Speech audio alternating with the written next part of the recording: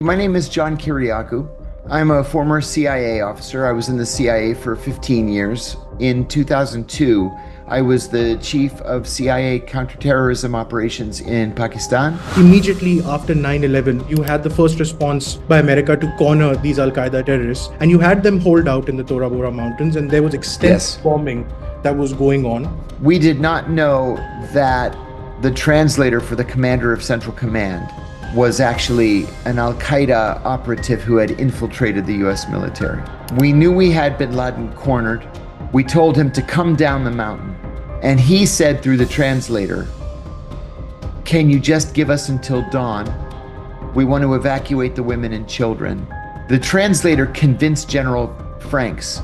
What ended up happening was bin Laden dressed as a woman, and he escaped under the cover of darkness in the back of a pickup truck into Pakistan. What is this compulsion that America has with dictators and this love story?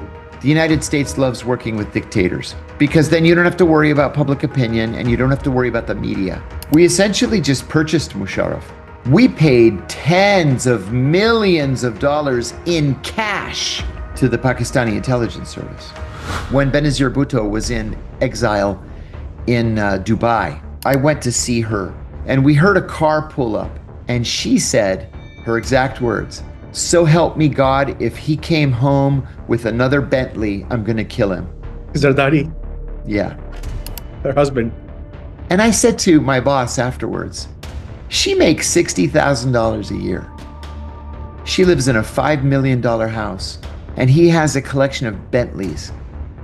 Aren't they ashamed of themselves? India showed restraint after the parliament attacks, showed restraint after the Mumbai attacks of 2008. The Indian government would have been perfectly within its rights to respond by striking Pakistan. And I remember at the White House, we expected the Indians to strike back, and they didn't. During your time in Pakistan, 2002, 3, 4, around that time, another very dangerous threat to humanity was Dr. A.Q. Khan's. We would have just killed him. He was easy enough to find. We knew where he lived. We knew how he spent his day. But he also had the support of the Saudi government. And the Saudis came to us and said, "Please leave him alone. We like A.Q. Khan. We're working with A.Q. Khan. We're close to the Pakistanis." This was a mistake. Was there ever a fear that these nuclear weapons would fall into terrorist hands? Yes.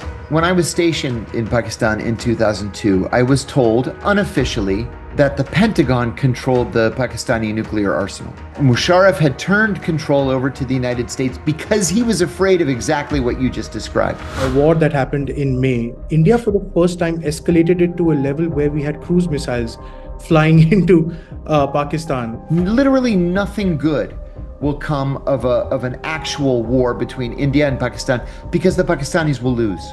And I'm not talking about nuclear weapons. I'm talking just about a conventional war. The Pakistanis will lose.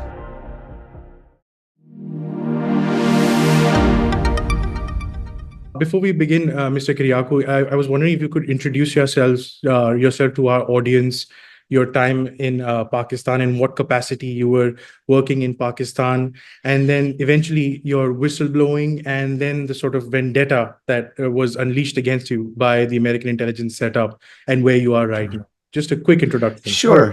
Thanks for that. As long as you want. Sure, thank you. My name is John Kiriakou.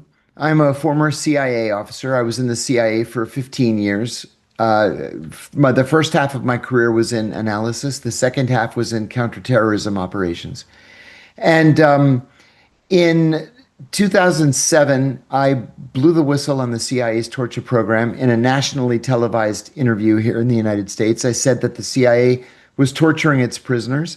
I said that torture was official U.S. government policy. And I said that the policy had been personally approved by the president.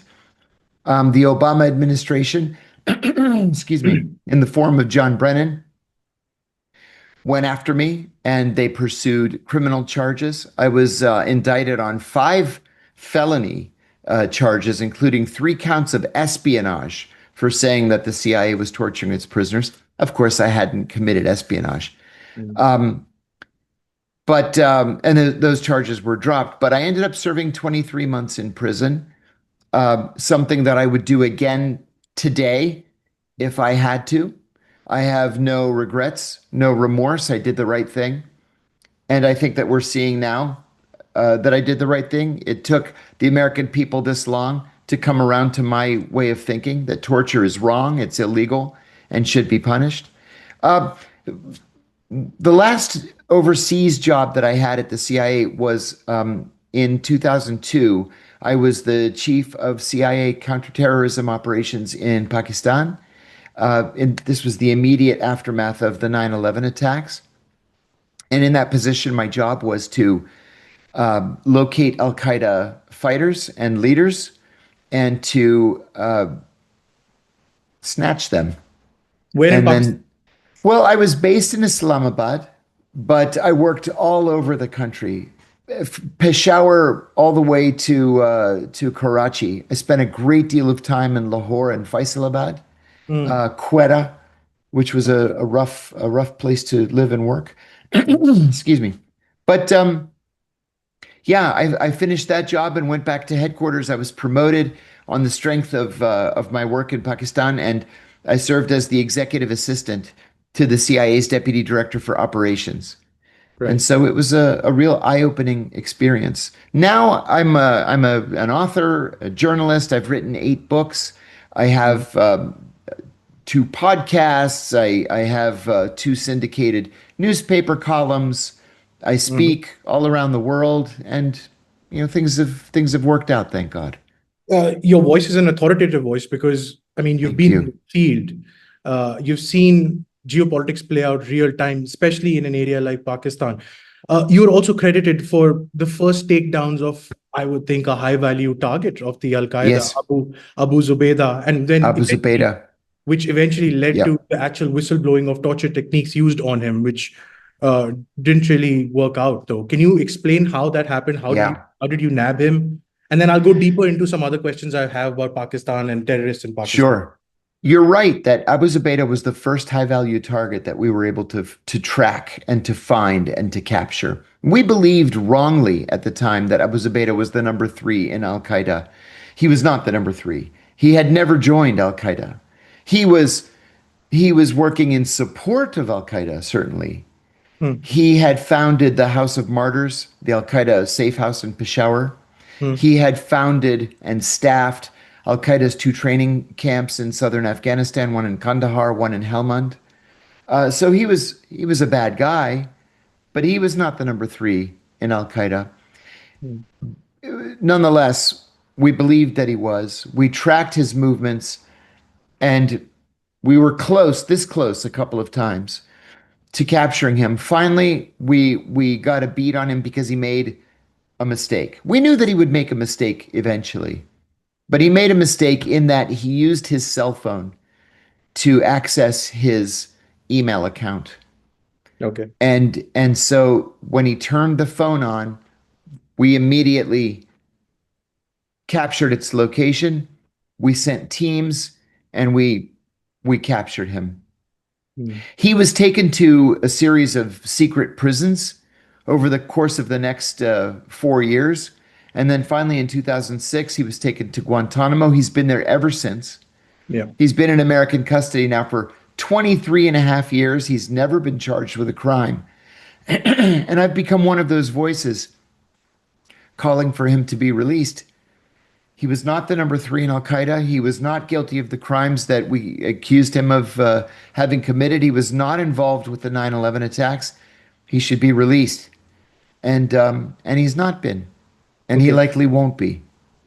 I've heard this story of yours in various podcasts and appearances that you've done. One question that I always wanted to ask you was this sentiment that you have about Abu Zubaydah, is it shared by, I guess, your colleagues at that time at the Pakistan's ISI? Because you were working with them to nab Yeah, targets, right? yeah, but it was a little bit more complicated than that. Forgive me for saying this. You're Indian, of course, you're not Pakistani, but we didn't fully trust the Pakistani ISI at the time. So we never told them who the target was. Okay. We never said it's Abu Zubaydah, Zain al I won't take Abidin Muhammad I won't take Hussein. umbrage to that. That's fine. Because we were afraid that word would leak out and it would get back to Al Qaeda. And so we just called him a big fish, Oh, which became Mr. Fish. So we believe that Mr. Fish is at this location. Let's send teams and we're gonna snatch him. So the reason why we believed that, the reason why we did that is because we were of the belief, and in all these years of retrospect, I know that this is true, that there really were two parallel ISIs. hmm, There was the ISI that I was working with, and these guys were heroes. They were all trained at Sandhurst in the UK. They had taken classes in the US sponsored by the FBI. Their English was as good as mine. Great guys who were willing to put their lives on the line in the name of counterterrorism.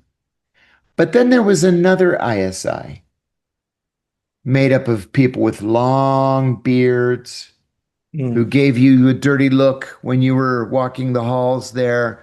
These were the members of ISI who had created these Kashmiri terrorist groups or Jaish-e-Mohammed yeah, or other groups that were blowing up Shia Muslim mosques and were attacking Americans. hmm. So we did not have rose-colored glasses on at the time, thinking that everybody in ISI is wonderful because our relationship with the counterterrorism units was wonderful. You're right. It was far more complicated than that. You did have a lot of leverage over Pakistan and Pakistan's eyesight. That's why I want to rewind a little bit back. I had a conversation with Mr. Scott Horton, who's written Oh, he's wonderful. yeah, Yes. he's written extensively about the war in Yes. Afghanistan. So this is so I want to talk about the months immediately after 9/11, where you had the first response by America to corner these Al Qaeda terrorists, and you had them hold out in the Tora Bora Mountains, and there was extensive Yes. bombing that was going on, and you had Yes. a lot of these high value targets that were identified, but they just went over the passes into Pakistan and just dissolved into the ether over there. Why didn't Yes. America go into Pakistan then and get this done if you had such a close relationship with their intelligence? Oh, that is such a good question. And I have several answers for you. First, the United States was reactive at the time rather than proactive. You remember we waited for more than a month before we started bombing Afghanistan. Yes. We were trying to be deliberate. We were trying to not let emotion cloud our judgment, and we waited a month until we had proper buildup in the region, and then we began attacking known Al Qaeda sites. Again, mostly in the Pashto areas of southern and eastern Afghanistan. We believed in October of 2001 that we had Osama bin Laden and the Al Qaeda leadership cornered at Tora Bora. Yeah. We did not know that the translator for the commander of Central Command uh, was actually an Al Qaeda operative who had infiltrated the US military. Oh, wow. And so we knew we had bin Laden cornered. We told him to come down the mountain. And he said through the translator, "Can you just give us until dawn? We want to evacuate the women and children, and then we'll come down and give up." The translator convinced General Franks to approve this idea. What ended up happening was bin Laden dressed as a woman, and he escaped under the cover of darkness in the back of a pickup truck into Pakistan. And so when the sun came up at dawn, there was no one in Tora Bora Yeah. to give up. They had all escaped. And so we had to move the fight to Pakistan proper. Now, you're right, our relations with the Pakistani government were very, very good. It was General Pervez Musharraf at the time. And look, let's be honest here. The United States loves working with dictators Yes. because then you don't have to worry about public opinion and you don't have to worry about the media. Hmm. And so we essentially just purchased Musharraf. Hmm. We gave millions and millions and millions of dollars in aid, whether it was military aid or economic development aid. And we would meet with Musharraf regularly, several times a week. And essentially, he would let us do whatever we wanted to do. Yes. But Musharraf also had his own people that he needed to deal with. He had to keep the military happy, and the military didn't care about Al Qaeda, they cared about India. Yep. And so, in order to keep the military happy and keep some of the extremists happy, he had to allow them to continue this dual life of pretending to cooperate with the Americans on counterterrorism while committing terror Against against India. India. December 2001 was when the parliament attack also happened Yes, in New Delhi. So this is kind of coinciding also with when your presence in Pakistan as well, or was it yes. in I 2002? got there. I got there 3 weeks, 2 weeks later. Yes. Okay, so you're running ops now. You're giving all this aid to Pakistan, but you're also seeing a lot of this being routed to uh, terrorist groups active, but basically propped up by Pakistan and Pakistan's ISI. What was the situation like when you were in Islamabad or wherever you were in your position when Operation Mhm. Parakram happened, where India and Pakistan were at almost at the brink of a nuclear war back then in 2002? I'll tell you a funny story about that. Um, Family members had been evacuated from Islamabad. So everybody who was working in Islamabad was working alone, right? There were no family members there.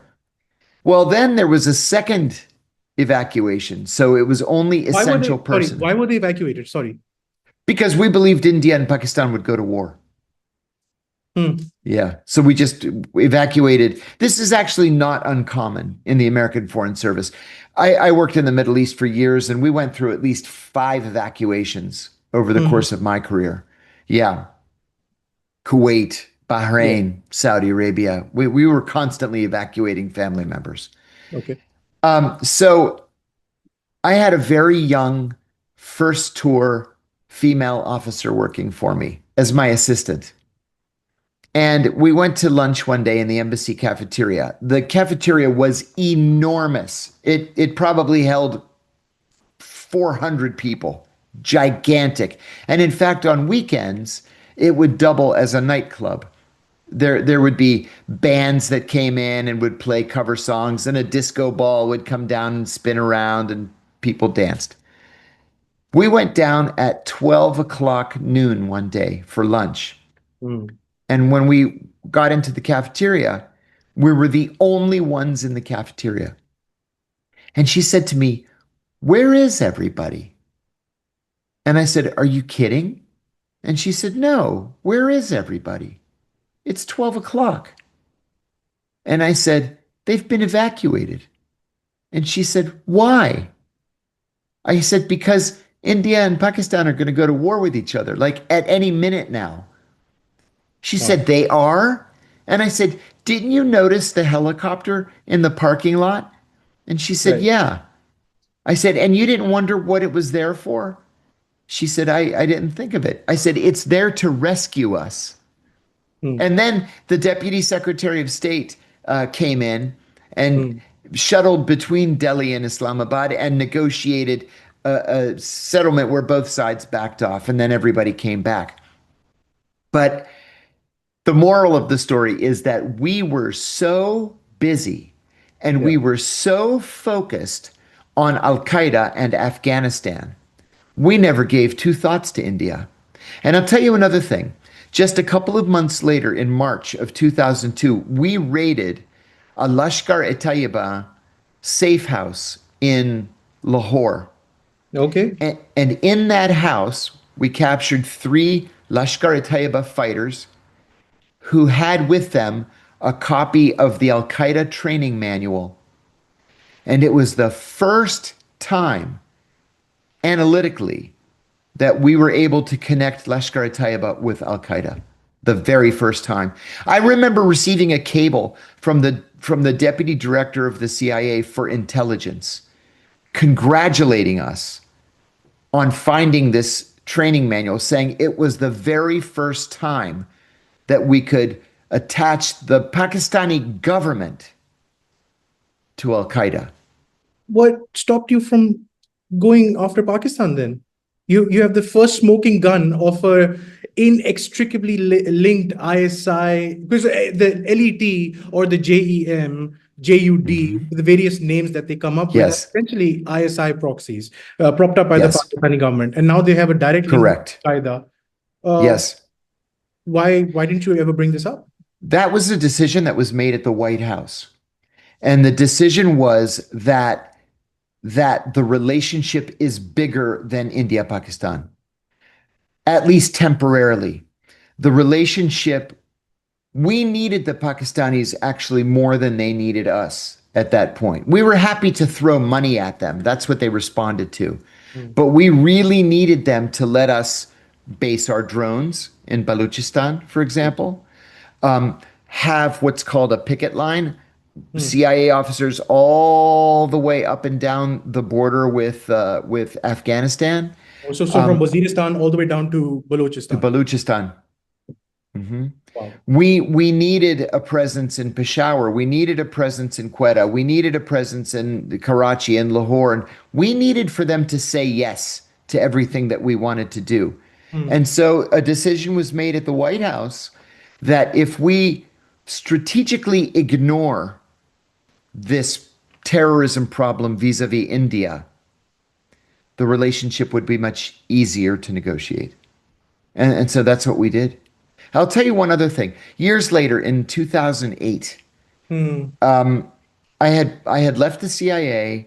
I had blown the whistle already, and I was working as a counterterrorism advisor to ABC News, one of the big news networks here in the United States. And I got a call saying, "Are you watching the news?" I said, "No." It was the night before Thanksgiving, so it's a major American holiday, major holiday. I said, "No, I'm not watching the news." There's been an enormous terrorist attack in Mumbai. They're attacking hotels, they're attacking Jewish centers, they're attacking this and attacking that. I said, "Oh my God." They said, "Can you come into the studio and talk about this?" I said, "Of course." Everybody else was on vacation because it's the eve of a major holiday. Yes. So I jump in the shower, I shave, and as I'm getting dressed, my wife, who was still in the CIA at the time, she said, "You should watch, while you're getting dressed, you should watch what the other networks are saying about this." So I go to CNN. They said, "Al Qaeda." I go to Fox, Al Qaeda, MSNBC, it's Al Qaeda. And these are all friends of mine who were saying it. And I said to my wife, "I don't think this is Al Qaeda." She said, "Wow, you better really be sure of yourself if you're going to put your reputation on the line and tell the entire country that this is not Al Qaeda." So I drove down to ABC News to the studio, and they wired me up, and I was talking to the reporter in New York. And I said, "Listen, I don't think this is Al Qaeda. I think this is the Pakistani supported Kashmiri groups." I said, "Al Qaeda doesn't care about India. They don't have any problem with the Indians. Their fight is with us." Yes. And he said, "Oh my God," he said, "you're going to need to be 100% sure because everybody is saying it's Al Qaeda." And I said, I was in the CIA long enough that I can say that I feel strongly this is not Al Qaeda.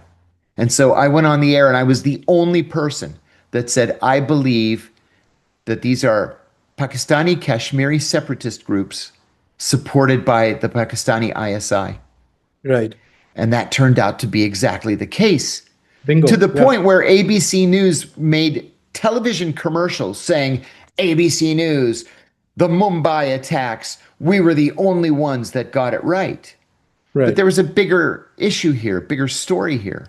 And the story was that Pakistan was committing terrorism in India, and nobody did anything about it. In your experience, India showed restraint after the parliament attacks, right? Greatly. Showed restraint after the Mumbai attacks of 2008. Yes, indeed. But they didn't show any restraint this time around when Operation Sindoor happened in Pahalgam, where it was a Yes. 4 day high intensity sort of war that happened. What do you think changed over in the course of these 2 decades? At the CIA, we called the Indian policy strategic patience. The Indian government would have been perfectly within its rights to respond by striking Pakistan, and they didn't. And I remember at the White House, people were saying, wow, the Indians are really exhibiting a very mature Hmm, foreign policy here. We expected the Indians to strike back, and they didn't. And that kept the world from what might have been a nuclear exchange. right. But India's gotten to the point where they can't risk strategic patience being misunderstood as weakness. And Right. so they had to respond. Right. Now the question now that CIA analysts are likely asking themselves are, did the Pakistanis learn their lesson? Not to keep poking the hornet's nest and expecting to not be stung. I'm glad that you brought up the nuclear angle, Mr. Kiriakou, because during your time in Pakistan, 2002, 3, 4, around that time, Mhm. another very dangerous threat to humanity was Dr. A.Q. Khan's Oh, network, yes. right? Yes. Yes. So we got to know that nuclear material was being smuggled out to the North Koreans. Uh, Yes. there was proliferation going on with Libyan nuclear material as well going into Pakistan. All of that started coming out. When you were there in Pakistan, Yes. when you got this on your desk, what was the first thing you thought? You guys are going after terrorists. Here's Pakistan assembling nuclear bombs and selling it in the gray market or black market. That's an outstanding question and a very important one. It never crossed my desk. I was specifically counterterrorism, but a colleague of mine, this was his entire life, was dealing with AQ Khan. Well, if we had taken, the Israeli approach, we would have just killed him. He was easy enough to find. We knew where he lived. We knew how he spent his day. But he also had the support of the Saudi government. And the Saudis came to us and said, please leave him alone. Please. We like AQ Khan. We're working with AQ Khan. We're close to the Pakistanis. They even named Faisalabad after King Faisal. Just leave him alone. Um, this was a mistake that the US government made, not confronting AQ Khan head on. And I'll add too, later on, when I went to the Senate Foreign Relations Committee staff as the chief investigator, I worked for a man who was a journalist before going to the Senate Foreign Relations Committee staff. And he and his wife wrote a book that was first titled The Man from Pakistan. And the title was changed in the paperback version to The Nuclear Jihadist. It was the most detailed book ever written about A.Q. Khan. Hmm, And they asked more than 2 dozen CIA officers and United Nations IAEA officials exactly the same question that you just asked me. hmm, I was surprised that they got so many people to speak with them freely and openly. But they all told the same thing. They said that there were instructions from the White House not to attack AQ Khan. And it had to be because the Saudis were demanding it, insisting on it.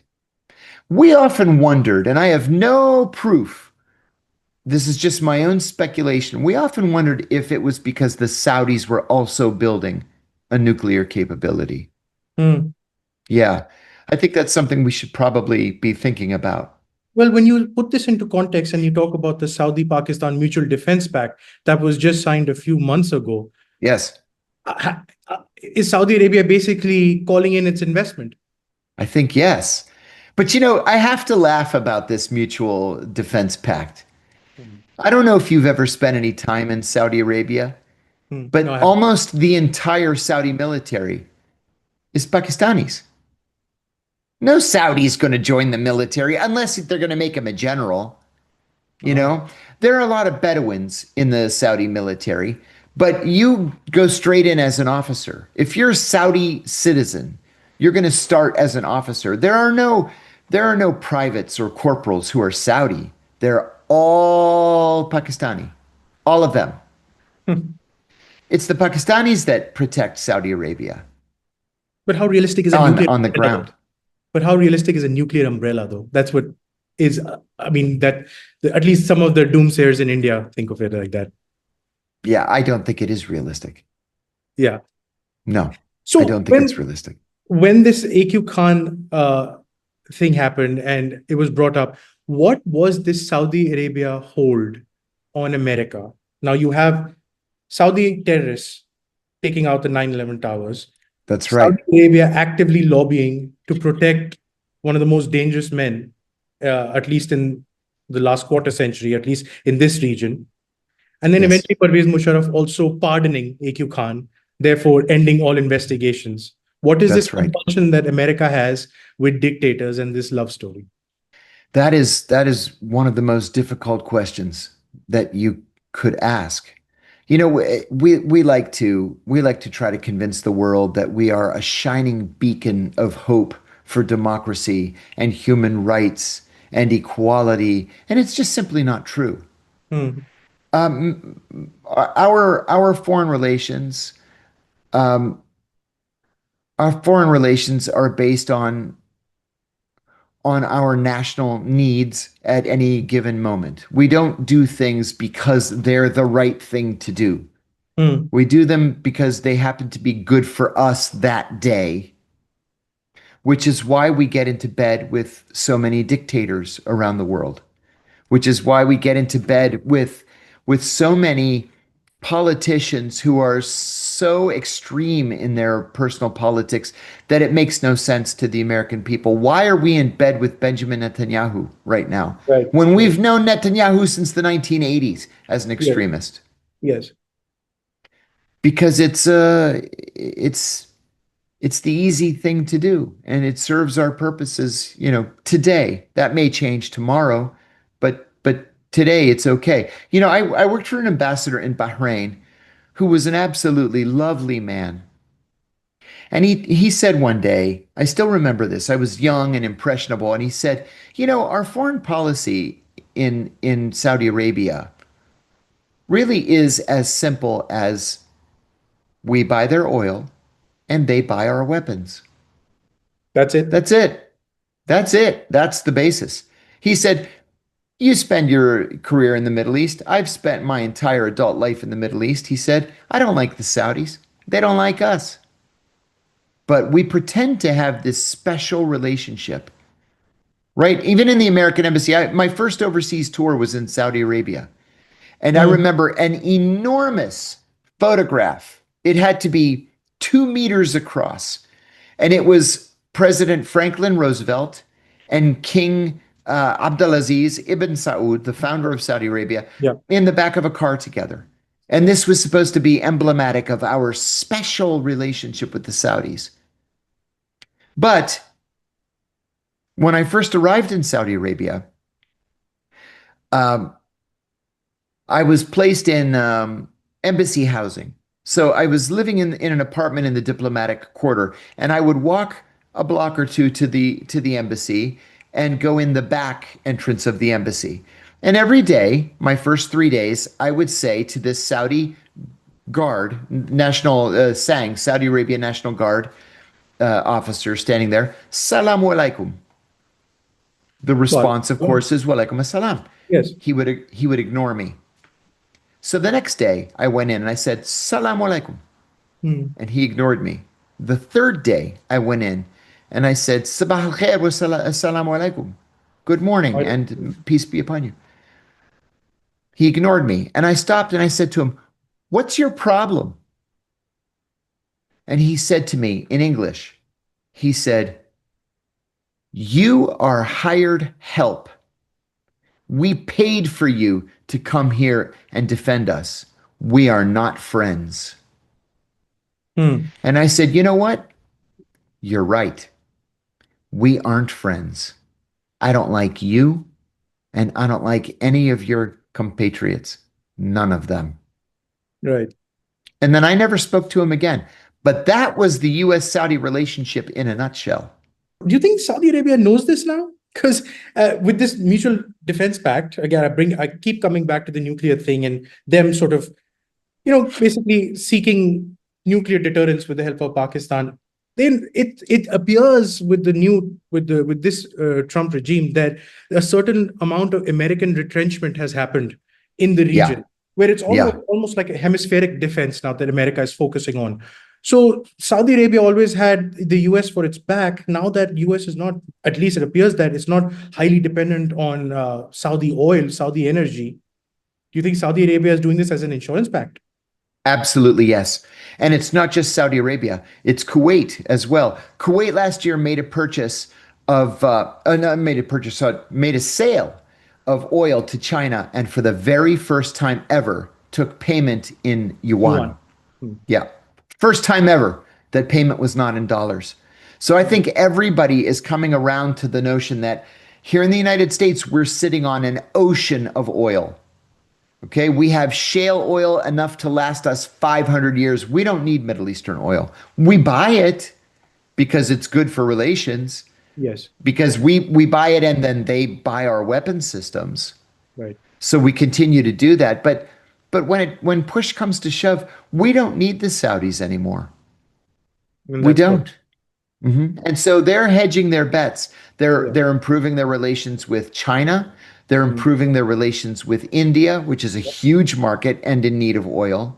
Yes. And if the Indians are going to have problems, especially from the United States, buying Russian oil or Russian natural gas, they should just buy it from Saudi Arabia. It makes it even easier. Right. Yeah, So I absolutely. think we're Yeah. seeing a transformation here in the way the A world very operates. dynamic geographical shift is being viewed here. That's why conversations like Agreed. with you, someone in the field and who has historical context, I mean, it's fantastic. So we had this hot war with Pakistan in May, and it happened, and the nuclear question came up again.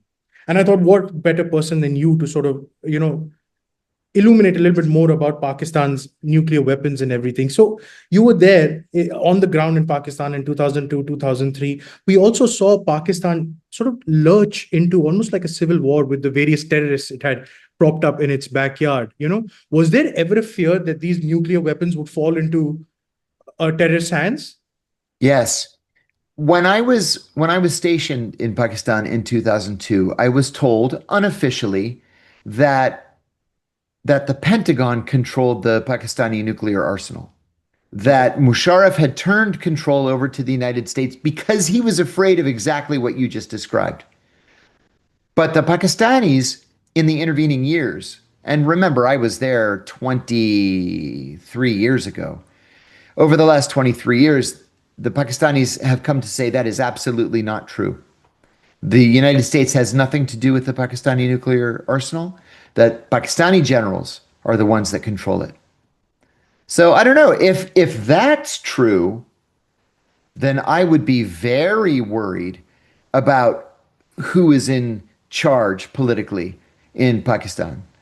Now, For example, Imran Khan. I can't believe that I forgot his name. who's in Um, jail? A who's popular in leader who's in jail, jail. Yes, yeah. right? And still wildly popular. Wildly, yeah. He told us when he was still the prime minister, he said, listen, I've got this political situation here domestically. I'm going to start blaming you for everything. And the ambassador laughed and said, we get blamed for everything anyway, so we don't care.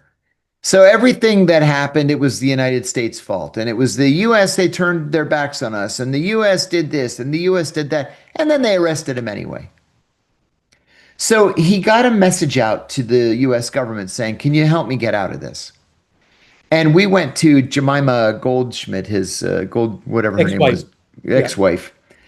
And she went to Pakistan and asked them if they would release him. And they said no.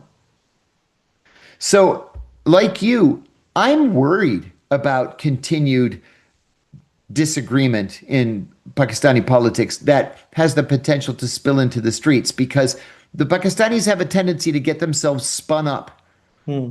and people die during demonstrations and there are attacks against political figures and assassinations and the country is not known for its transformative, leaders making positive decisions. I'll tell you another thing.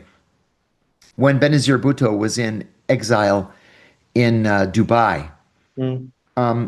I went to see her with a senior officer.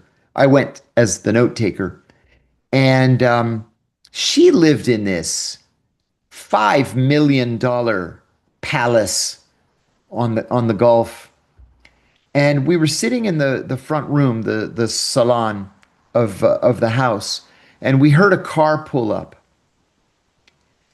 and she said her exact words. So help me God, if he came home with another Bentley, I'm going to kill him. Zardari, Yeah. her husband. And I said to my boss afterwards, she makes $60,000 a year. She lives in a $5 million house and he has a collection of Bentleys. Aren't they ashamed of themselves? Like, how can they go back to Pakistan and look the Pakistani people in the face when their people don't even have shoes and enough food to eat? Like, I understand corruption is a problem there, but that level of corruption? Yeah. Come on. Well, those are the kinds of politicians that the Pakistani people have to deal with. You talked about Benazir Bhutto. You talked about Zardari. Zardari is the current president over here. Yeah. And Yep. now going back to the nuclear issue, in this war that happened in May, India for the first time escalated it to a level where we had cruise missiles flying into Pakistan with direct hits at Yes. the time. And from the Indian side, this constant line is said from the prime minister level up. He says that we call their nuclear bluffs. You said that you were told unofficially that you knew that America knew where the nukes were. Do you think Americans told India that the control of Pakistani nukes also lies with America? I doubt it. I doubt it because of the vociferousness with which the Pakistanis have come out publicly and said that they control the nukes. But I can tell you definitively Hmm. that the State Department was telling both sides, if you're going to fight, fight. Keep it short and keep it non-nuclear. If nuclear weapons are introduced, the whole world is going to change. And so I think there was restraint on both sides. The Pakistanis need to come to a policy conclusion that there's nothing positive for them in Hmm. fighting India. Right. Nothing, literally nothing good will come of an actual war between India and Pakistan because the Pakistanis will lose. Hmm. It's as simple as that. They'll lose. And I'm not talking about nuclear weapons. I'm Okay. talking just about a conventional war. The Pakistanis will lose. Right. And so there's no benefit to constantly provoking the Indians. Right. Last question on the nuclear issue. I promise I'll move on after that. Okay, let's nix the control part. You doubt that the actual control, but there was a New York Times article written by the New York Times editor at that time for national security that Yes. that President Bush had folded in hundreds of millions of dollars in grants to Pakistan to safeguard their nuclear assets. The New York Times knew about this program, but decided to sit on it for a number of months before they finally published it. So even if they don't control it, did they give technology to safeguard it? Most likely, yes. And what would that Yes. technology And be?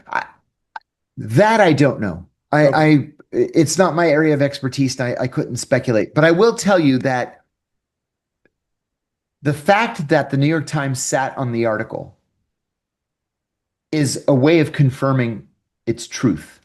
Hmm. And what I mean is when one of the big outlets, the New York Times, the Washington Post, the Wall Street Journal, the Los Angeles Times, or one of the big broadcast news networks, when they come across information like this that's really It's big and it involves classified information. They always ask the White House to confirm or to deny. Mm. If the information is truly classified and it's sensitive, the National Security Advisor will ask for a meeting. Sometimes the meeting is with the president and the head of the newspaper. Usually it's the National Security Advisor. And they'll say, look, yes, it's true, but it's so sensitive that if you publish it, it will put lives in danger. Almost always, they'll sit on the article until enough time passes that people aren't in danger anymore. The fact that they sat on the article is confirmation that it was true. Mm. Now, let's go back to your time when you were there and you caught Abu Zubaydah. Mhm. This, I'm sure you would be in line for promotion after capturing Uh, number three in Al Qaeda, right? yes. What happened after that? What's your story after that? Well, I got a medal, I got a huge award, and then I was denied promotion. And I was shocked. And I shouted at my boss, what do I have to do to get promoted around here? Do I have to catch bin Laden? I just caught the number 3 in Al Qaeda and I'm denied promotion. Well, it turned out that the reason why I was denied promotion was that as soon as I got home from Pakistan, they asked me if I wanted to be trained in the torture techniques so I could be used to torture prisoners. And I said, no, I have a moral and ethical problem with it. I believe it's illegal. I want nothing to do with it. Of the 14 people that they asked, I was the only one who said no. Mm. And so the director of the Counterterrorism Center, Jose Rodriguez, a monster, said that I had, his words, displayed a shocking lack of commitment to counterterrorism. So in the meantime, I got the job of a lifetime and I became the executive assistant to the deputy director for operations. And I said, I was passed over for promotion. He said, what? He said, how? And I said, Jose said that because I wouldn't torture these guys. He said, I'll promote you. And he just signed a promotion. And so I was promoted instantly. So there were those in the Setup. yeah, in the chain of command that were thinking correctly on this issue of torture. Right. But at the end of the day, they were shunted aside, and a decision was made that torture was going to be an official policy. Right. But you blew the whistle on it. I did. You know, the truth though is that I just assumed somebody else would blow the whistle. And Right. so I remained silent. And then I resigned from the CIA in 2004. My resignation was effective in 2005, and still nobody would blow the whistle. And so finally in 2007, a reporter called me, Mm. and I decided I was going to do it. I was just going to just tell the truth. And So yeah. that's what I did. And then one would think that you would be a hero for free speech and blowing the whistle on this.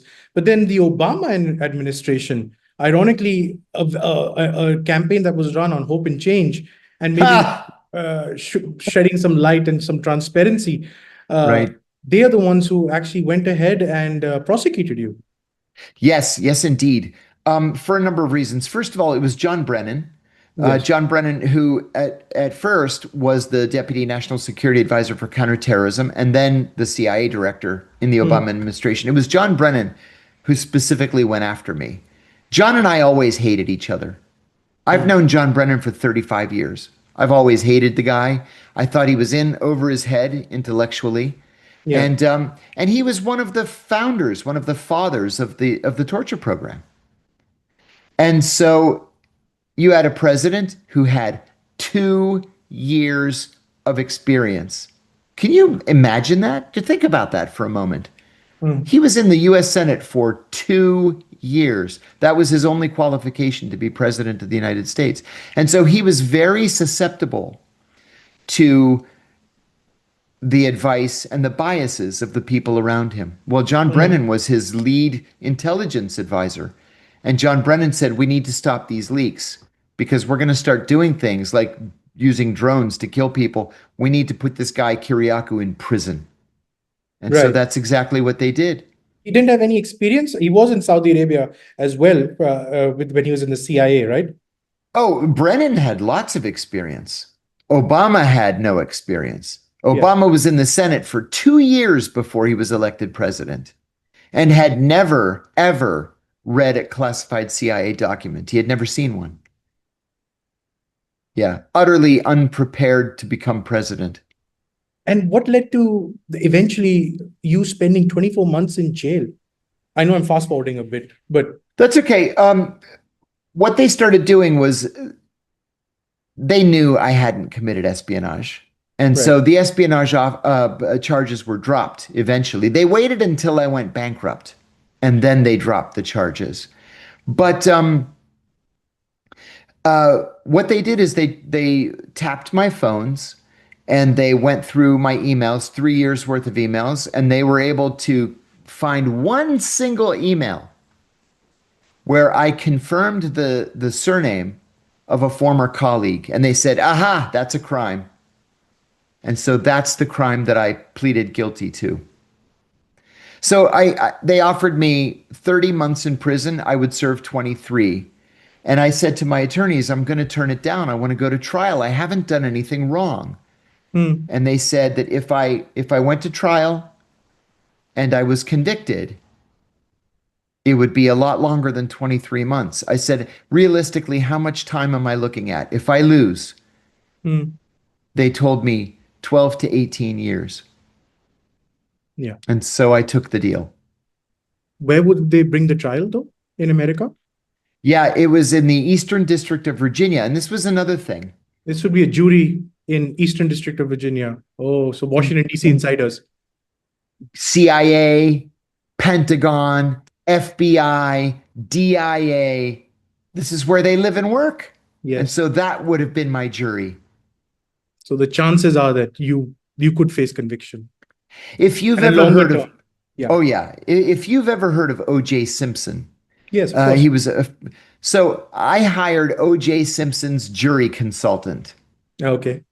And we got him a security clearance. He went through 10,000 pages of documents. And finally, we had a meeting with all the attorneys. I had 11 lawyers and O.J. Simpson's jury consultant. And he said, if we were in any district in America other than the Eastern District of Virginia, I would say, let's do it. We're going to win.